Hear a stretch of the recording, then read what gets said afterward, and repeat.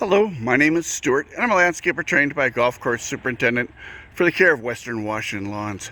Today is September 12th, 2020, and I've just aerated, seeded, and fertilized this front lawn here, and put on a golf course quality seed, 60-40, put on a good 60% slow release starter fertilizer, and I aerated the heck out of this front lawn here.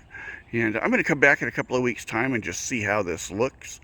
Once again, this is Stewart with the Aerating-Thatching company, and thank you for watching my video. Bye-bye. Hello, my name is Stewart, and I'm a landscaper trained by a golf course superintendent for the care of Western Washington lawns. Today is September 29th, and I was just driving by one of my accounts here. And this is a lawn that I had aerated, seeded, and fertilized a few weeks ago, and I was just checking out the results here.